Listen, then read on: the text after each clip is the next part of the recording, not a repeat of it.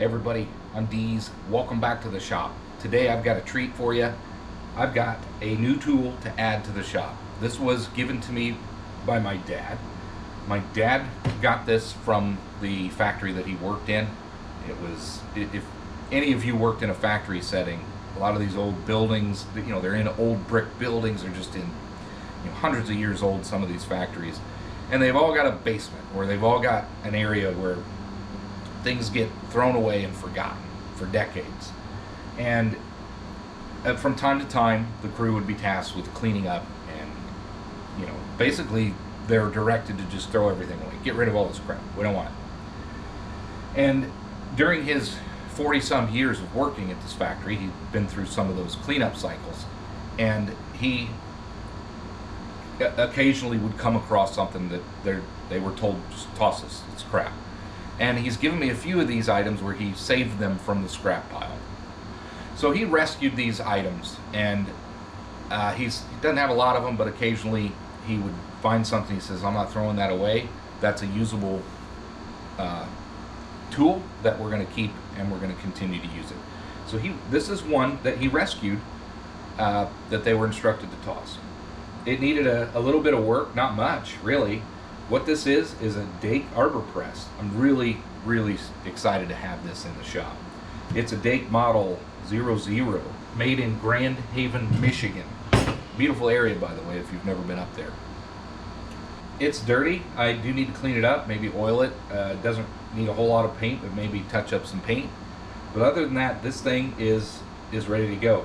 It was missing the plate for pressing. I mean, there's a screw-on plate that could go here. It's designed to mount to a workbench. I don't need to do that. But he did machine this up with some scrap rod. I believe this was maybe an old cylinder rod or some sort of scrap. But he machined out this little press plate that could rotate in here. He put a pin in it, threaded that in there, or press fitted perhaps. And it just sits in there. It sits in either one of these pinholes. These are threaded holes, and then there's a through hole back here. It just sits in here and rotates nicely for whatever press you need to do, and you can remove it easily if you need to. Operation, it's very smooth, works very well. Of course, you got lots of leverage. I'm not exactly sure the tonnage on this thing. Need to do a little bit of research on that. I know a lot of you watching probably already know, screaming at the screen, but this is just such a cool piece. I'm familiar with Dake presses, whether it's an Arbor press or whether it's, I think they make hydraulic presses, all kinds of different stuff. Been around for a long time. But I wanted to share this with you. It's another cool tool that I'm adding to my tool arsenal. And I'm actually going to be needing this or using it instead of using my vise. I'm still working on pulley and putting bearings in that pulley for the lathe. I'm going to use this Arbor press to press those bearings in as I need, and I'm excited to do that. I do think there's a couple loose bolts here.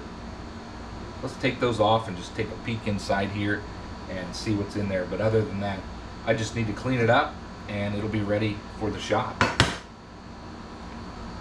So let's take this front plate off here.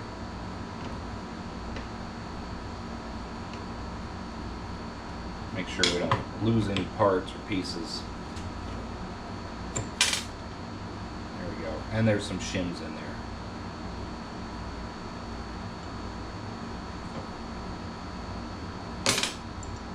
Yeah. So it's dirty, but overall in good shape. The teeth aren't wallered out. You can see in there. Just needs a little bit of grease and cleaned up, but yeah, other than that, pretty nice. There's even a threaded adapter on the bottom for adding attachments or plates, I assume, things like that. This just slides in here.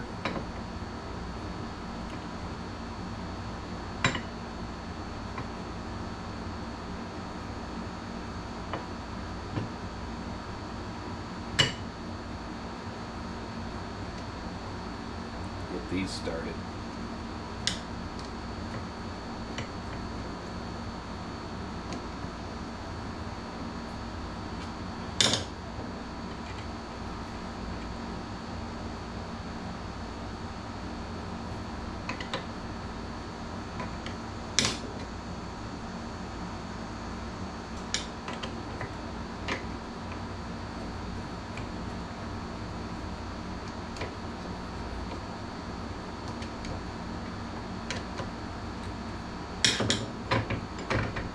There we go. So definitely needs cleaned up. I'm gonna make that its own video, restoring this thing. I'll get this cleaned up someday, get it nice and greased up, get it looking nice, and but that'll be its own video. I just want to throw this in a messing in the shop video and just share it with you, and that this is now in the shop, and I look forward to using it. Hope you enjoyed. It's a pretty cool piece of machinery, and I hope to see you on the next one.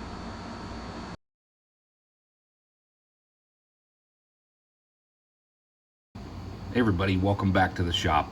I'm Deez, and today I want to just inspect this. This was a gift from a visit that I had with Dave. He gave me this inside micrometer. The story is he obtained it for free from Banggood, I believe, and it's just way off. And I thought I would share. I'm just going to inspect it, take a look at it. I'm sure it needs calibrated, but there's an inherent flaw or problem with it. I believe I've discovered another flaw that I'd kind of like everybody's input on. I'm not sure how usable this thing is. It's you know, clearly made in China. It's 5 to 30 millimeter. This is metric, which is fine. But he shared it with me just so I could play with it, learn about it, and just see if I could enjoy it. So there isn't much in here, you know, wooden box, adjustment wrench, and the calibration disc. So let's get this box, there's nothing to see there, out of the way and take a look at this thing. And you know, it's pretty simple. You have your metric system here. You know, it's backwards threaded because you're actually measuring outwards. And what it should read, it should be under 5 millimeter all the way closed, you know, that direction. And it is, it's under 5, and you know, technically that should be 5 millimeter there. See the small gap in there. So if we close it all the way, that should be 422, 23, 22, 4 millimeters, 4.2 millimeters. Sorry, I'm used to reading different micrometers, but I believe that would be 4.22 millimeters. Is how I read that. And if we were to slowly bring this up to the 0, we would be at 4.5. Now, a couple things to note here. This doesn't go to 99, so I'm assuming that every revolution is going to be a 0.5 millimeter. You know, so in theory, whatever this is, if this is 5 millimeter, if we come all the way around to the 0, it should be 5.5 millimeters. And I believe it is. It looks like it's in between the 5 and the graduated mark there. So each one of those should be 10 or 1 millimeter, I'm sorry. So that should be, and then if we go around one more time, it should come up to the line. And it does. Pretty close anyway. So each revolution is a 0.5 millimeter. So I understand that in the closed position, it is not going to measure 5 millimeter because you need it under 5 millimeter if you want to measure 5 millimeter. You can't get this into a bore that is 5 millimeter. So if we measure this, that shouldn't really matter what it is, but it should be under 5 millimeter, and it is. It's 4.75 millimeter or so. Close enough, right? You can get that into a 5 millimeter bore and measure it out. This is where some of the issues start to arise. If you notice, this is what Dave was telling me. These jaws here are not they're not made very well. You can see they're off center. I'm sure I can adjust some of that out of there, but if you look, I believe that they are kind of spread apart. So in theory, the bottom of these, and I'm not talking about the recess underneath, but the bottom portion of these and the top portion of these are going to be read differently. So let's confirm that. Again, this is not a known source. This is not a calibration tool. It's just a reference that I'm using. But if we measure down towards the bottom of that, so up at the top, we were at 4.75, 4.73 we established. And as we go down, let's just rest it on there, right? Let's go down to the bottom. 4.7. So we're already, 0.05 millimeter out. Now if we come even farther, and we can't measure down there because that's the recess, but if we bring it up, let me bring it up to the furthest down that I can get anyway with still reading. 4.6. So that's 0.10, 0.15, 0.15 mil difference between the top and the bottom. Now, it should be fine as long as you're measuring up at the top and you calibrate it up at the top, but sometimes your workpiece is going to measure in the middle. So these components are not parallel. That's an inherent issue, in my opinion. Inherent issue number one. Where it gets even more tricky that came with it, I want to calibrate this thing. So I started messing with it, and there's adjustment screws. You can take this off. There's a screw underneath. This is I don't know if that's a lock. It's not really a lock.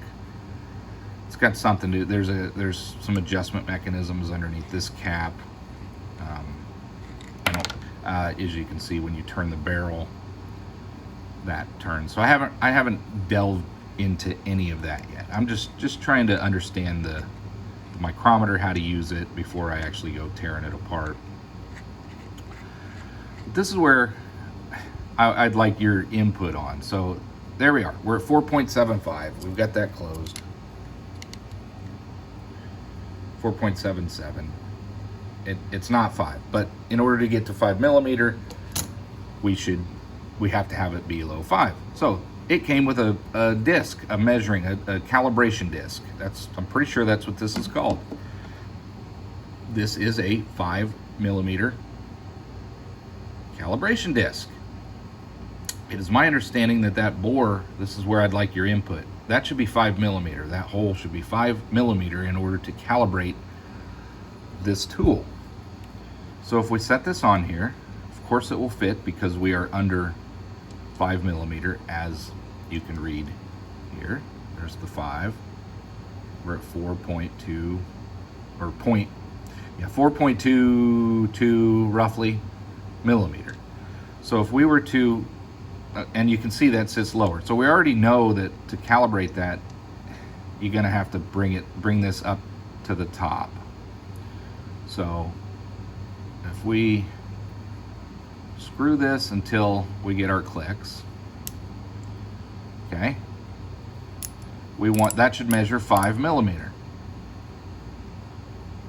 There it is, 5 millimeter. Great, it's calibrated. Really close, 5.01 maybe. That's irrelevant at the moment from what I'm describing. But okay, we're 5 millimeter. Okay, so let's back this off. When I check this disc, it should be 5 millimeter. It's not 5 millimeter. I spin this around. I mean, we're 0.15 off on this disc. Now, I don't have any other reference. Actually, I might have an end mill. Let me see. Let me compare this to an end mill. 1 second. Okay, here's a 5 millimeter end mill. Let's take this out of here. This should be 5. Well, the shaft's probably larger. Maybe not. Let's check it with this first. That's 6 mil shaft, but the end mill should be 5 millimeters. All right, 4.98. That's pretty close. Closer than the disc.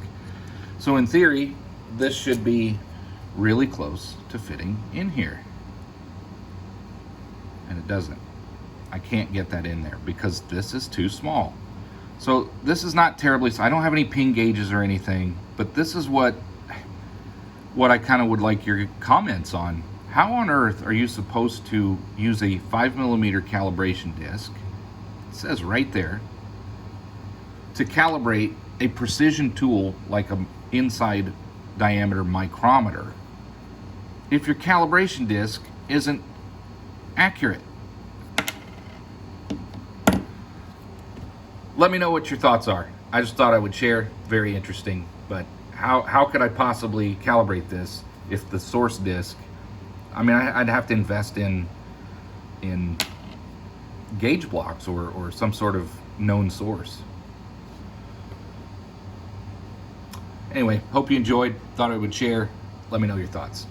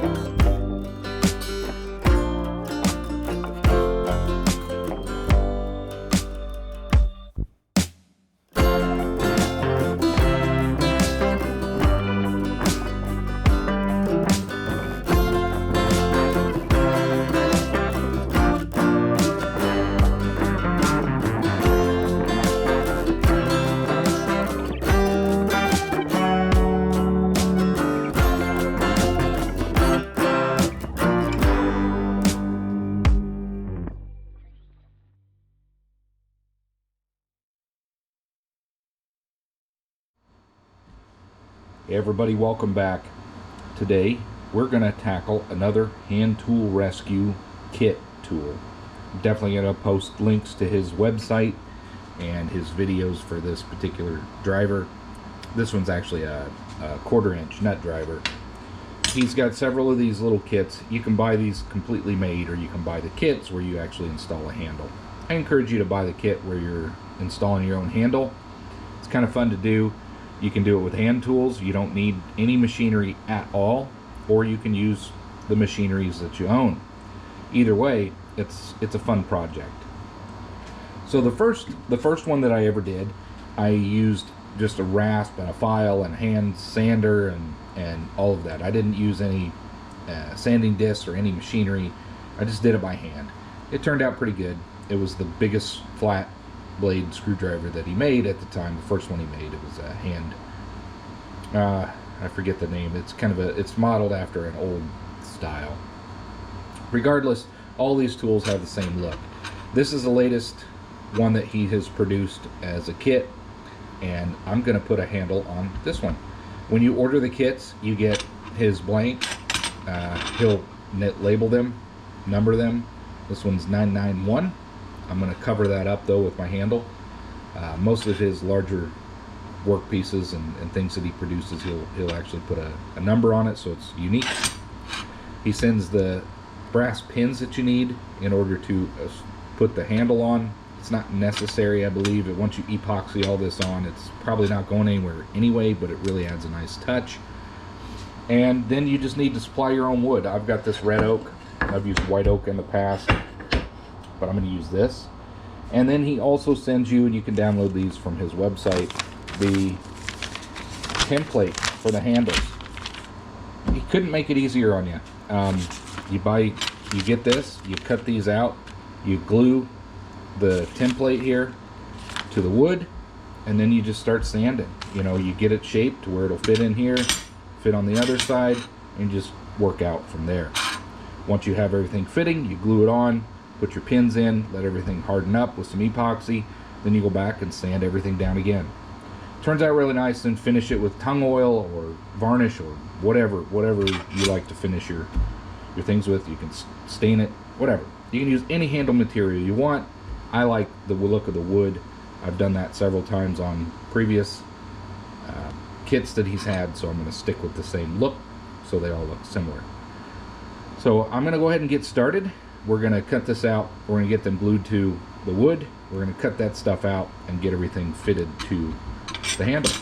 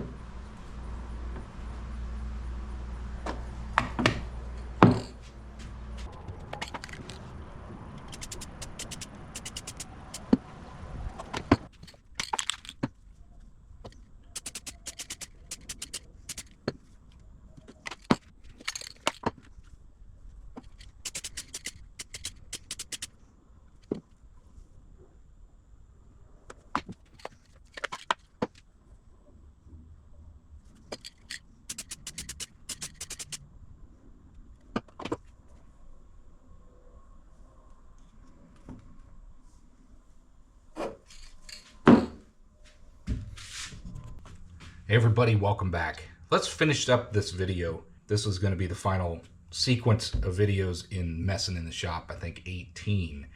We've got our perfect handle 1/4 inch driver handle completely installed, varnished, sprayed with a clear coat, ready to go. So it's sat overnight, it's dry, and overall it's not perfect, but it turned out very well. Looks really nice, I think. And you know, I got a little overspray there. We can clean that up later. But overall, it turned out really well. Fits good in the hand. And it's just nice to be able to say, hey, I put that handle on there and it's not going anywhere. Here's a 1/4 inch socket to put on there. And overall, that looks pretty good. Again, this was a 3.75 or 1/4 inch screwdriver. It's not a screwdriver, it's a nut driver. He also makes, this is Eric from Hand Tool Rescue. He also makes several other little kits similar to this that you can make. Or put a handle on, or he'll put the handle on. There's several variations of it. Go check out his website. I'll link it down below. But he's also got the 3/8 driver.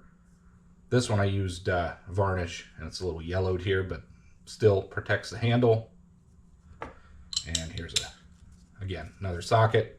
Fits on there nice. He engraves them all. Hand Tool Rescue. And yeah, there's the drivers that he offers. So I do think maybe I have a bit of a problem though. I think I've maybe bought too many of these tools. In addition to the drivers that he has, he also did some flat blade perfect handle screwdrivers. The first one that he released was this one. This is the big one. Again, you can still get these on his website, I'm pretty sure. This one I did by hand, completely by hand. I used a rasp, I sanded it. Didn't really have the lathe or much to work on at the time. And I just put that one on by hand. Again, I've got the pins in all of them. Turned out really nice as well. In addition to that one, he then made another one. This is a smaller version. Again, perfect handle. This one I actually used a drill press, I believe, to put the handle on. Again, you know, I used tongue oil. I think I used tongue oil on this one. This one also tongue oil. But that's pretty cool. And then he came out with the small version, 1/4 inch flat blade. This one I used varnish. You can see it's yellowed. And that handle turned out pretty nice as well. Again, they all come with a kit, you know, the template for the handle. And then prior to that, what he started making were wrenches. And this is the first wrench that he made. You can buy them with a brass knob, or you can buy them without. You know, who knows how solid. I haven't done any stress tests on these. I think Ave did. Maybe Eric even did on his own channel. There are, these are the wrenches. They're kind of handy because they really open wide compared to a typical adjustable wrench. But he made this one, and then he came out with this smaller size, more of a pocket wrench. He came out with the mini version, and finally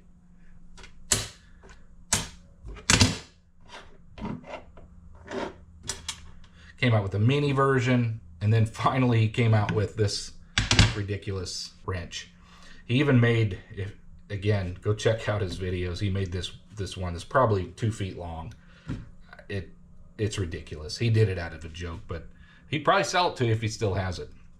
These are the tools that he offers. These aren't really kit versions. You just buy them how they are. I think you can get them in steel or brass for the adjustable knob. This is what he offers. It's really easy and fun to make the handles. You can make them out of any material. Again, I ran out of white oak, so I switched over to red oak for a couple of the handles. It turned out pretty good. This one, more of the red shows up. This one is more yellowed. I think this is also red oak. There's the Hand Tool Rescue set. You know, it's a fun project. I hope you enjoyed watching me put another handle on one of these things, and I encourage you to tackle your own. Thanks for watching, everybody.